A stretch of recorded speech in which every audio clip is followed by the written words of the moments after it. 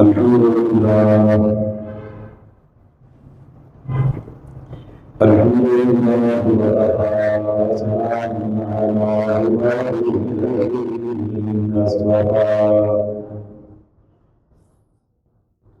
أما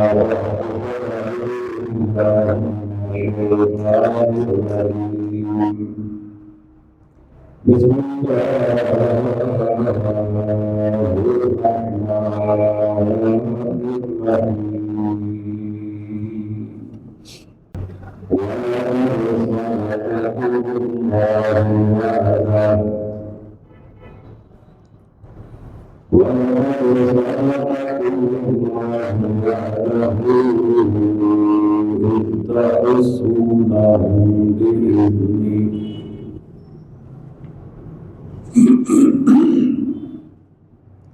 حتى وتنازعتم في الأمر وعصيتم من بعد ما أراكم ما تحبون صدق الله مولانا العظيم قال الله تبارك وتعالى في شان حبيبه مخبرا وآمرا إن الله وملائكته يصلون على النبي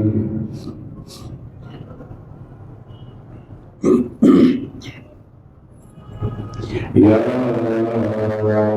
أيها الذين آمنوا صلوا عليه وسلموا تسليما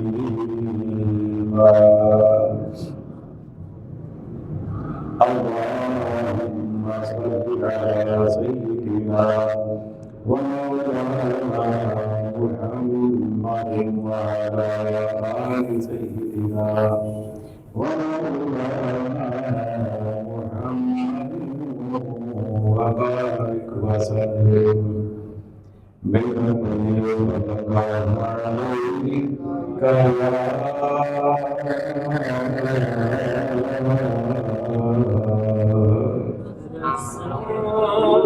رسول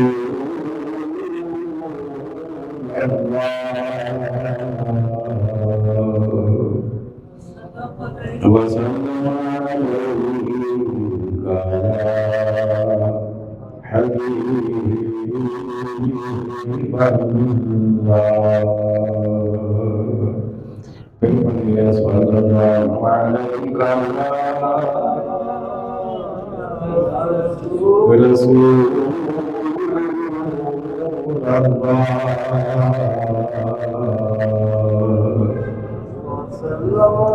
وسلم عليك يا حبيب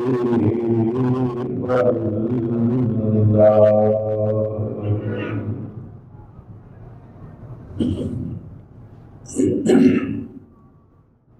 وعليكم السلام سامعين الله آمين وشاء مصطفى عليه الصلاة والسلام جان سائر سائر الإمام محبان أهل الإمام اور فقیر المنان ہے اولیاء کرام اللہ سبحانہ و تعالیٰ کے بندگان سے اور اس کی عنایت و اعراض سے تفسیر قرآن کا سلسلہ جاری ثانی ہے. آج ہم نے سورہ آل عمران کی آیت نمبر 152 سے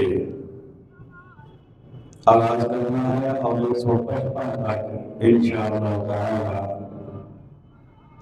اس کو لے کر جانے کا ارادہ ہے. کہنے کی سننے کی سمجھنے کی عمل کرنے کی اور جان بہن کو آگے پہنچانے کی توفیق عطا فرمائے۔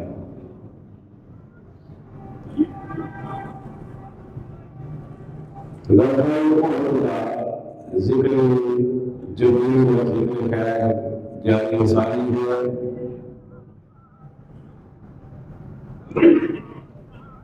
ارشاد ہوا وَلَقَدْ صَدَقَكُمُ اللَّهُ وَعْدَهُ إِذْ تَحُسُّونَهُم بِإِذْنِهِ،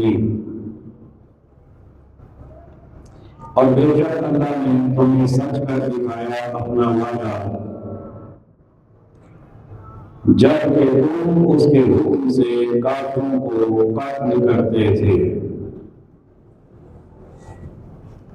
یعنی اللہ تعالیٰ نے اہل ایمان سے یہ وعدہ فرمایا تھا کہ فتح تمہیں نصیب ہوگی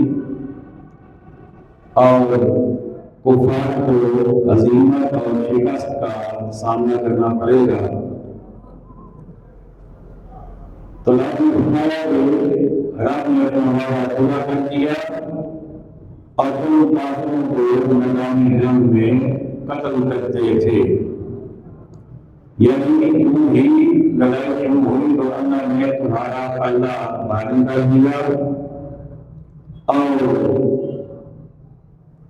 اللہ تعالیٰ نے مدد تمہاری سامنے بیان کر دی اور تم نے اپنی تلواروں کے ساتھ کافروں کی گردنیں کاٹنا شروع کر دی اور انہیں پھر مار کرنا شروع کر دیا، جہنم رسید کرنا شروع کر دیا۔ اور بہت تھوڑے وقت میں کفار میدان چھوڑ کر بھاگنے لگے، انہیں اپنی شکست واضح طور پر نظر آنے لگی اور تمہیں اپنی فتح واضح طور پر نظر آنے لگی۔ حتى إذا فشلتم وتنازعتم في الأمر وعصيتم من بعد ما أراكم ما تحبون۔ یہاں پر بڑے حضرات نے تین جملے یا تین باتیں ارشاد فرمائی۔ فرمایا اس وقت جب تمہیں فتح ہو رہی تھی، کفار کو شکست ہو رہی تھی، یہاں تک کہ تم پست ہمت ہو گئے۔ صاحب کون سے یہ رب کا ایمان ہے، یہ انسانی فطرت ہے، انسانی طبیعت ہے کہ وہ محسوس کرتا ہے وہ اپنی پوری ہمت لگا رہا ہوتا ہے، پوری کوشش کے ساتھ اپنا گول اچیو کرنے کی کوشش کر رہا ہوتا ہے، اپنے مقصد کی طرف بڑھ رہا ہوتا ہے، لیکن جو بھی اسے لگے کہ اب تو میں پاس ہو گیا، اب تو میں اپنی منزل کے قریب پہنچ گیا، تو اس کوشش میں کمی آ جاتی ہے جو وہ پہلے کر رہا تھا۔ انسانی فطرت ہے، اب تو میں جیت گیا، اب تو مجھے اتنی عمر کرنے کی ضرورت نہیں ہے، مجھے اتنی زیادہ کوشش کی ضرورت نہیں ہے۔ تو اس چیز کو رب نے فرمایا کہ تم نے پست ہمت لا گئے، تم پست ہمت ہو گئے، تم نے سمجھا کہ بس اب ہم جیت گئے، اب ہمیں زیادہ کوشش کرنے کی ضرورت نہیں ہے۔ یہ انسانی فطرت، انسانی ایک نیچر ہے، اس کی بات کی لگتا ہے۔ اور جیسا صحابہ کرام نے بھی یہ عمل ظاہر ہوا، وَتَنَازَعْتُمْ فِي الْأَمْرِ، الْحُكْمُ جھگڑا ڈالا، یہ دوسرا نام صحابہ کرام سے ہوا۔ حکم کیا تھا؟ حکم یہ تھا آقا صلی اللہ علیہ وسلم نے 50 تیراندازوں کو ایک تیرے پہ کھڑا کیا تھا اور تمہارا حالات کچھ بھی ہو، ہم جیتے ہم ہارے کچھ بھی ہو، لیکن جب تک میں تمہیں یہاں سے ہٹنے کے لیے نہیں کہوں گا تمہیں نہیں ہٹنا، یہ حکم تھا۔ لیکن کیوں نہیں پہلے ہٹے میں مسلمان آگے اور غلبہ صاحب کی نال دینے لگ گیا، कुर्बान बनाने छोड़ कर भागने लग गए। तो उस वक्त सहाबा में इख्तिलाफ हो गया। वो 30 आदमी खड़े थे, उनमें इख्तिलाफ हो गया। अक्सरियत ने ये कहा कि क्योंकि यहाँ मारे खड़े होकर मुझे कुफार को शिकस्त देना था और वो तो हो चुकी, कुफार का छोड़कर भाग रहे हैं, लिहाजा अब हमारे यहाँ खड़े होने का कोई मकसद नहीं है। जब एक कुछ साहब ने कहा नहीं, हमें आकर ये कहा था जब तक मैं ये कहूँगा कि मैं ये दुनिया नहीं छोड़नी, ये उनके आपस में इख्तिलाफ हो गया। बस नीयत किसी को देखना नहीं थी।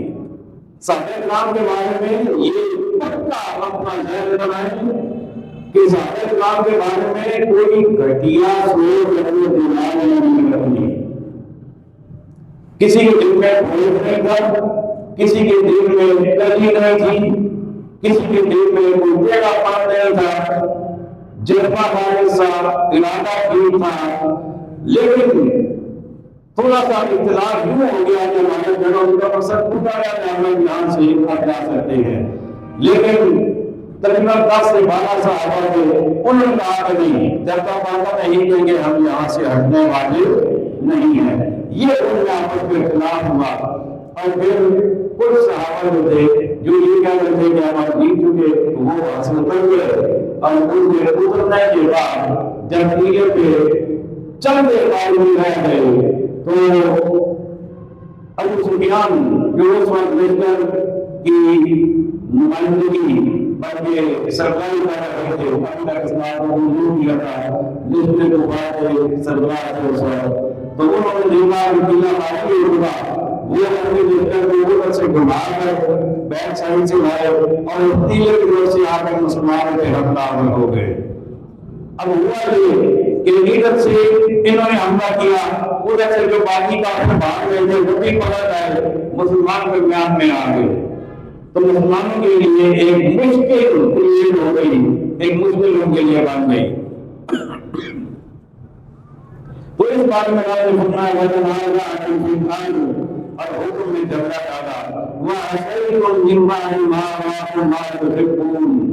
और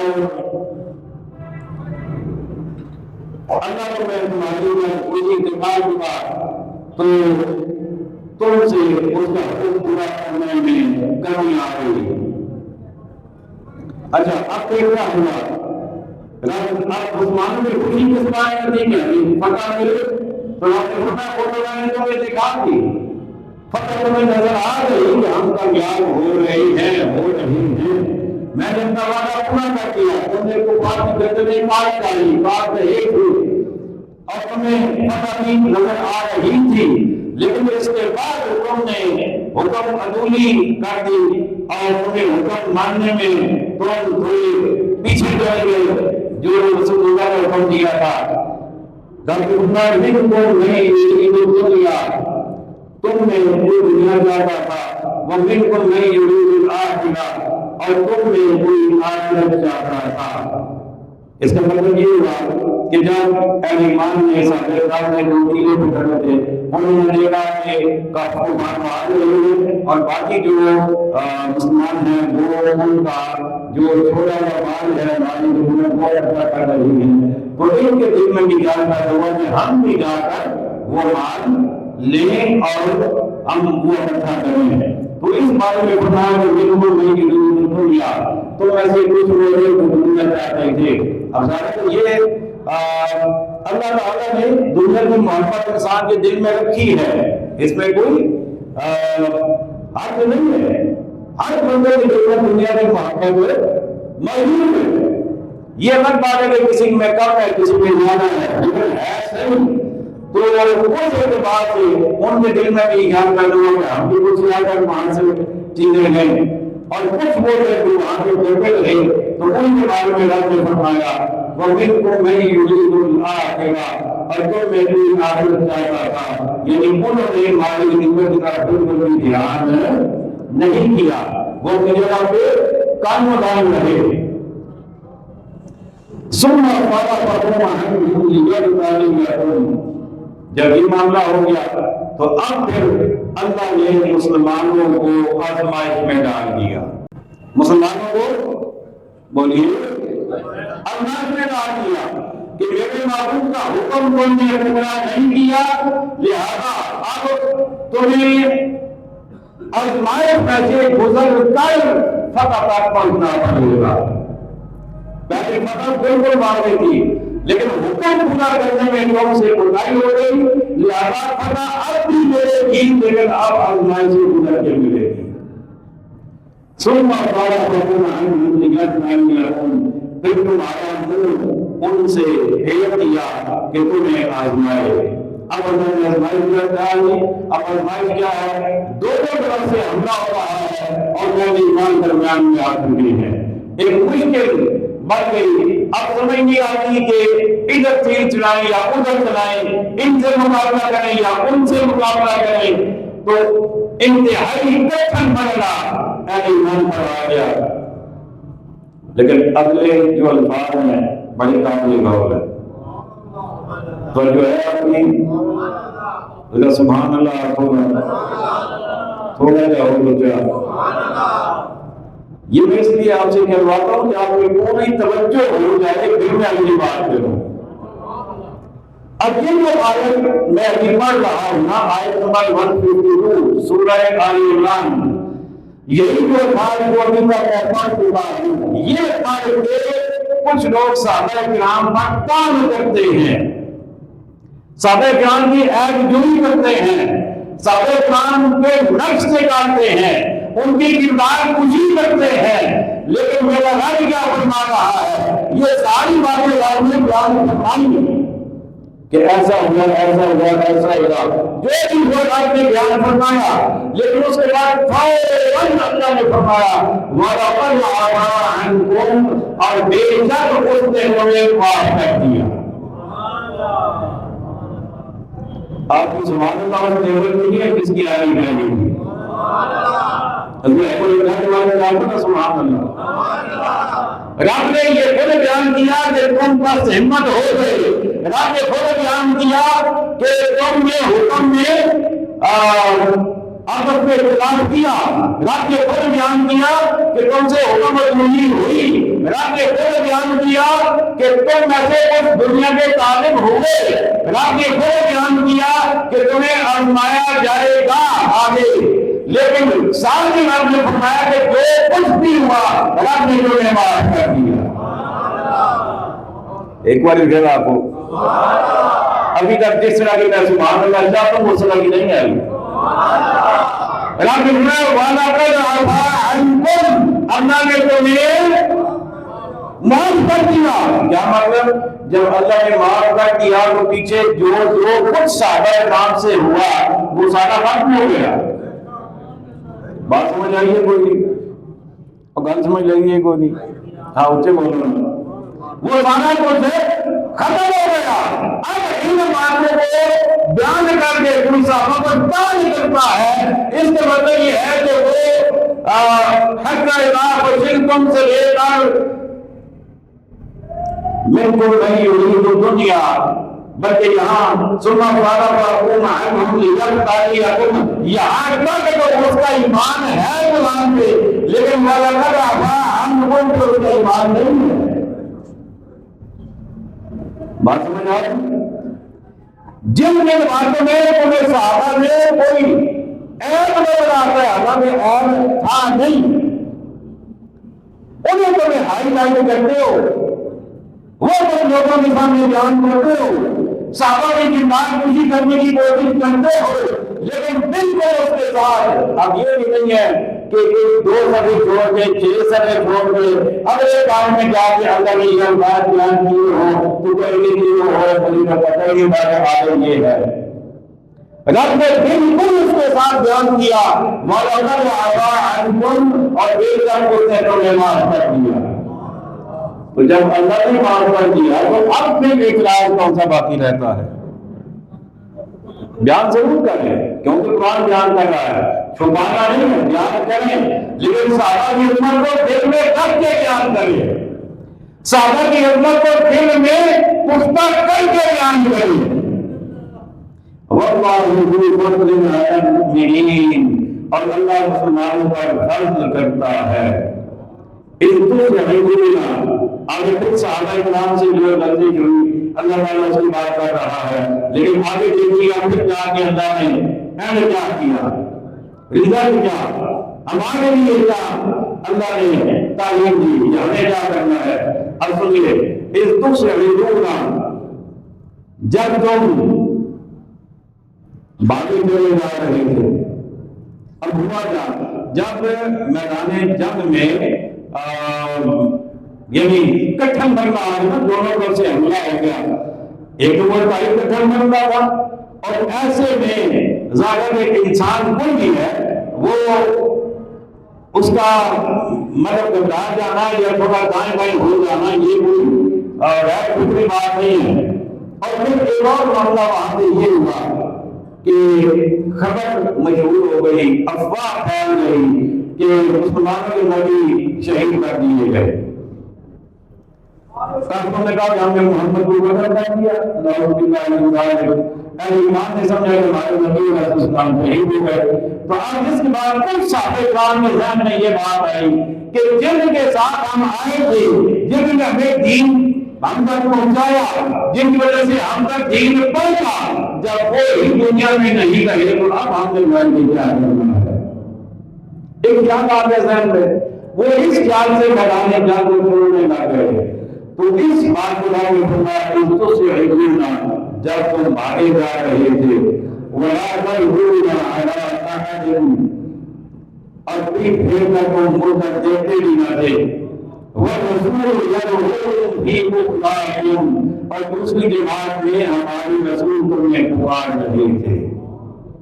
اب رسول اللہ کے وہاں تک نہیں پہنچ گئی، انہیں تو یہ خبر ملی ہے کہ آقا صلی اللہ علیہ وسلم شہید ہو گئے، آقا صلی اللہ علیہ وسلم کی آواز ان تک نہیں جا رہی، لیکن آقا موجود تھے، آقا میں بلا رہے تھے، لیکن وہ ہنگامے میں آواز ان تک نہ پہنچی، اور وہ آواز سن بھی نہیں پا رہے تھے، تو وہ پیچھے مڑ کر دیکھ بھی نہیں رہے تھے۔ جب کہ اللہ بتا رہا ہے کہ اللہ نے اور رسول دوسری جماعت میں تمہیں پکار رہے تھے، فَأَصَابَهُمْ غَمٌّ بِغَمٍّ لِكَيْ لَا تَحْزَنُوا عَلَىٰ مَا فَاتَكُمْ وَلَا مَا أَصَابَكُمْ، اور تم نے غم کو بدلہ غم دیا۔ کیا مطلب؟ تم نے میرے نبی کی بات نہ اس کو پورا نہ کر کے میرے نبی کو غم دیا، اور اللہ نے اس کی وجہ سے تمہیں غم میں مبتلا کر دیا۔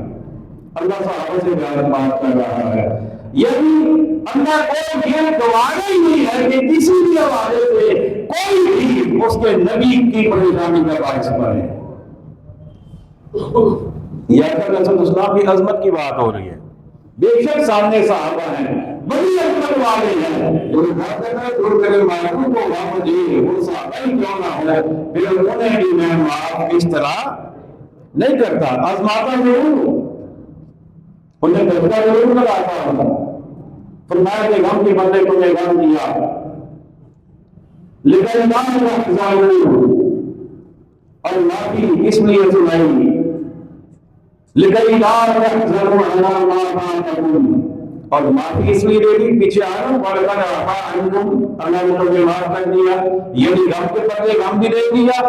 کیوں؟ کہ تم نے میرے محبوب کو پریشان کیا، لہٰذا تمہیں پریشانی سے گزرنا پڑے گا، لیکن پھر معافی بھی دے گی۔ اور معافی کیوں دے گی؟ فرمایا معافی اس لیے سنائی کہ جو ہاتھ سے کیا اور جو مصیبت تم پر پڑی اس کا تم پریشانی بھی نہ کرو، کہ جو مالے نمت کرنا تھا اس میں پریشانی نہیں کرنی، اور جو تمہیں درمیان میں پریشانی آئی، کٹھن مسئلہ آیا، یہ بھی تم دل پہ بوجھ لے کے نہ جاؤ، اس لیے میں نے تمہیں معاف بھی کر دیا۔ اللہ تعالیٰ دیکھیے سب سے اول چیز کیا ہے؟ امت مصطفیٰ کا دفاع، وہ کیا ہے؟ مجھے بولیے، تعظیم مصطفیٰ، ادب مصطفیٰ، احترام مصطفیٰ، آخر اسلام کا حکم ماننا سب سے اول وہ ہے، اس پہ کمی آ جائے تو اللہ کمی کو معاف نہیں کرتا، برداشت نہیں فرماتا، لیکن چونکہ معبود کے غلام ہے تو اللہ انہیں پریشانی کے بدلے میں پریشانی دے کے تو ساتھ ہمیں بھی بات فرما دیتا ہے تاکہ کوئی معبود کے غلاموں کے بارے میں بھی بعد میں کوئی ہلکی بات نہ کر سکے۔ اس لیے اللہ ساتھ ساتھ معافی بھی عطا فرما دیتا ہے۔ واللہ خبیر بما تعملون، اور اللہ کو تمہارے کاموں کی خبر ہے۔ اچھا، پریشانی کا معاملہ آ گیا آدم اسلام کے غلاموں کے میدان جنگ میں، اب اللہ معبود کے غلاموں کی پریشانی کو بھی تو معنی نہ لگانا چاہتا، معبود کے غلاموں سے بھی تو اللہ کو پیار ہے، کہیں نا سبحان اللہ۔ اتنی تفصیل نہ تجھے کو نہیں سمجھانے لگا، ذرا آپ کو سبحان اللہ۔ اللہ اپنے محبوب کے غلاموں کو بھی تو پریشانی میں زیادہ دیر رکھنا نہیں چاہتا، کیونکہ محبوب کے غلام جو تو اب اللہ نے اپنے محبوب کے غلاموں پہ کرم کی برسات شروع کر دی، اپنی رحمت کی برسات شروع کر دی۔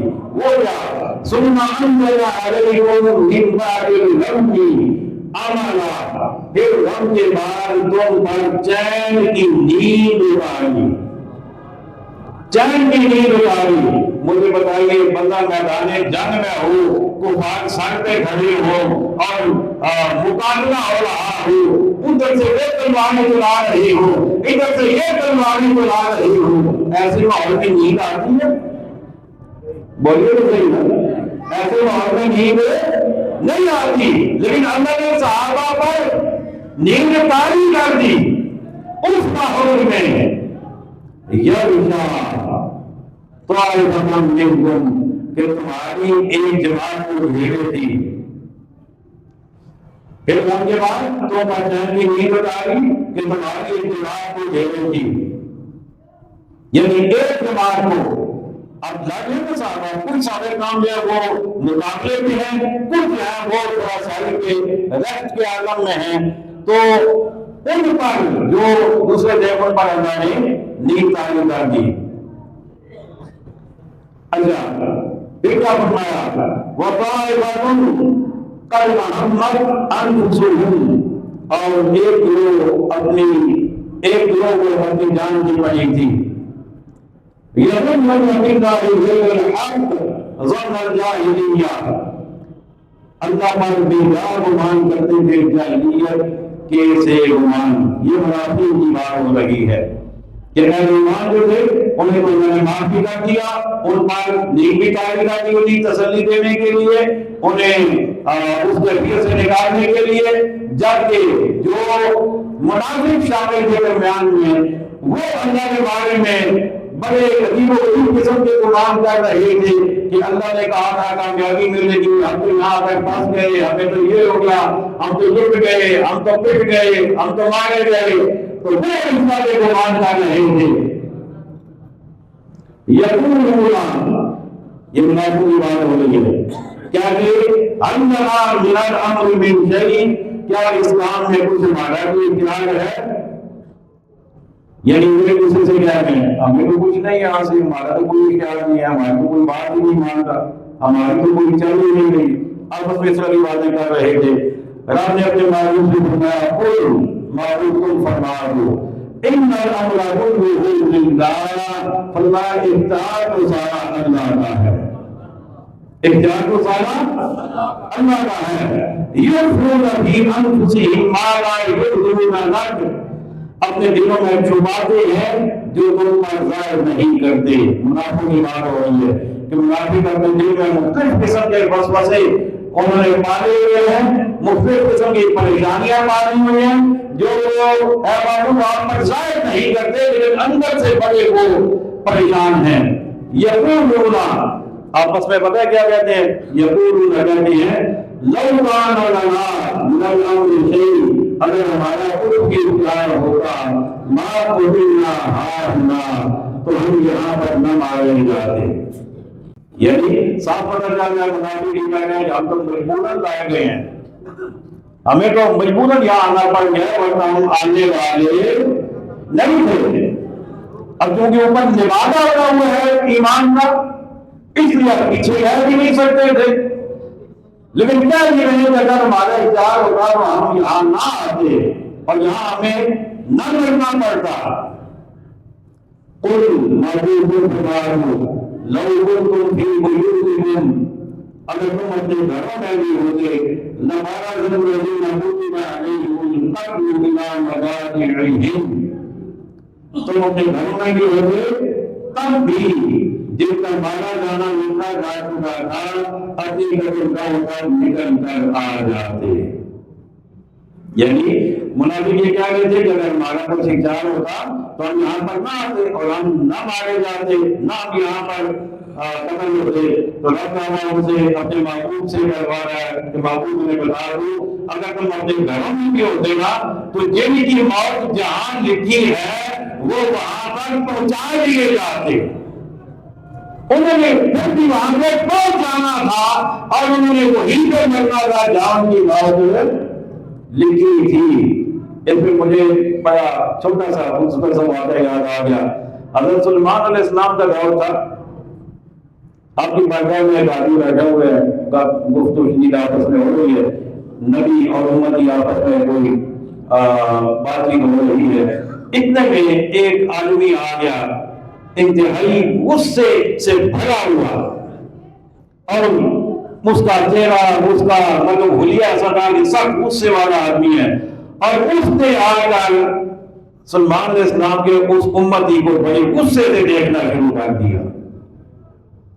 اب نبی ہے، امتی ہے، اور ساتھ وہ آدمی آ کے اس آگے غصے میں دیکھنا شروع کر دیا. اسے ایک دم نہ اس پہ خوف طاری ہو گیا، ڈر گیا کہ پتہ نہیں اب میرے ساتھ کیا ہونے والا ہے. تو اس نے سلمان علیہ السلام سے کہا کہ مجھے اس بندے سے بڑا ڈر لگ رہا ہے، آپ مہربانی فرمائیں کہ ہوا کو حکم دیں تو مجھے کہیں دور جا کے چھوڑ آئے. سلمان علیہ السلام چونکہ ہوا پر بھی آپ کا کنٹرول تھا، آپ بادشاہ تھے، چلوڑے انسان، جن اور مچھلیاں، ہوا پر بھی آپ کا کنٹرول تھا. آپ نے ہوا کو حکم دیا غور سے اٹھا کے نہ اڑا کے وہ دور کہیں جا کے نہ وہاں جا کے اسے زمین پہ چھوڑا. اسے جو بھی زمین پہ چھوڑا ساتھ ہی وہ فضائل اللہ ہو رہا اور اس نے اس کی روح قبول کر لی، اس کی روح قبول کر لی. واپس وہ کون تھا؟ وہ اسرائیل علیہ السلام تھے. تو واپس آئے اسرائیل علیہ السلام حضرت سلمان علیہ السلام کی بارگاہ میں. تو سلمان علیہ السلام کو چونکہ پہلے پہچان چکے تھے کہ یہ اسرائیل علیہ السلام ہے جو ایسے گھوم کے دیکھ رہے ہیں.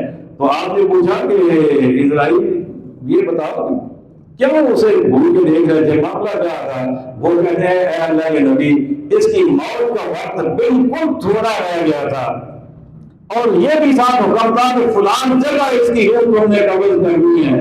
تو میں حیران تھا کہ یہ جہاں ہے روح میں نے وہاں قبض کرنی ہے، درمیان میں ٹائم ہے کوئی نہیں. ہوا کیا؟ اس نے خود ہی آپ سے کہہ دیا مجھے وہاں پہنچائیں. جو ہی وہاں پہنچا لو میں پہلے سے پہنچا ہوا تھا، میں نے روح کی قبض کر لی. تو مقصد کہنے کا یہ ہے کہ موت میں جہاں آنا ہوتا ہے وہاں بندہ پہنچ جاتا ہے.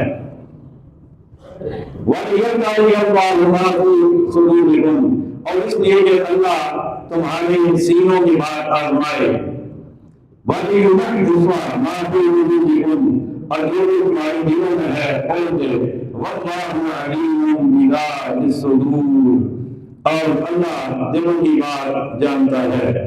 ان الذین تولوا منکم یوم التقى الجمعان، بے شک وہ جو تم میں سے ہٹ گئے جس دن دونوں فوجیں ملی تھی، یعنی دونوں فوجوں کا مسلمانوں و کفار کا جس دن مقابلہ ہوا میدان احد میں، تو اس دن جو جماعت ہٹ گئی تھی یعنی واپس پلٹ پڑی تھی، انما استزلهم الشیطان، انہیں شیطان ہی نے تنظیم دی ان کے بعد امان کے باعث. اب یہ ہے ایمان صاحب اکرام کی بات ہو رہی ہے کہ صاحب اکرام نے وہی پیلا نہیں کیا تھا، وہ شیطان نے انہیں لفظیں کی تھی. اب دیکھیں اللہ تعالیٰ اب بھی صحابہ کا کتنا دفاع کر رہا ہے کہ بات صحابہ کے نہیں آنے دے رہا، بات شیطان پہ اندر ڈال دی ہے کہ شیطان نے لفظیں کی ہی اللہ صحابہ ایسا کرنے والے نہیں تھے. اللہ صحابہ کا بھی دفاع کر رہا ہے اور شیطان نے کیوں میں غرضی تھی؟ فرمایا ان کے بعد مالک کے سردار وہ مالک کیا تھے کہ باقیوں کو دیکھا کہ مالک نعمت لوٹ رہے ہیں تو چلے ہم بھی کو سکھایا ہے، یہ تھوڑا سا ان سے ہو گیا تو رات نے پھر بھی جس پر شیطان کی جانب کی اور اگلے الفاظ جو اس سے پہلے میں آپ سے سبحان اللہ کہلوا کے آپ کو سنا چکا ہوں، اب یہی الفاظ آ رہے ہیں تو پھر سبحان اللہ کہہ دیجیے۔ اب وہ الفاظ پیچھے نہ آتے وَلَقَدْ عَفَا عَنْكُمْ، اللہ نے تمہیں معاف کر دیا۔ آگے پھر یہ بات ہے وَلَقَدْ عَفَا اللَّهُ عَنْهُمْ، اللہ نے انہیں معاف فرما دیا، اللہ نے انہیں معاف فرما دیا۔ اللہ اکبر، ان اللہ غفور رحیم، بے شک اللہ بخشنے والا علم والا ہے۔ اب یہ آج ہم نے آیت نمبر 152 سے 155 تک یعنی 4 آیتیں ہم نے پڑھی ہیں۔ 4 آیتوں میں 2 دفعہ اللہ نے صحابہ کرام کی معافی کا اعلان کیا ہے۔ اب بھی اگر کوئی بدمرد ان آیتوں کو پڑھ کے صحابہ کرام کی کردار کشی کرتا ہے تو پھر مجھے کہنا پڑے گا کہ اس کا آدھے قرآن پر کوئی ایمان ہے، آدھے پر ایمان نہیں ہے۔ صحابہ کی لفظیوں سے نظر آتی ہے اور وَلَقَدْ عَفَا عَنْهُمْ اور وَلَقَدْ عَفَا اللَّهُ عَنْهُمْ سے نظر نہیں آتا۔ اللہ اکبر، اللہ کی مدار صحیحہ ہمارے سامنے توفیق عطا فرمائے، وَمَا عَلَيْنَا إِلَّا الْبَلَاغُ الْمُبِينُ۔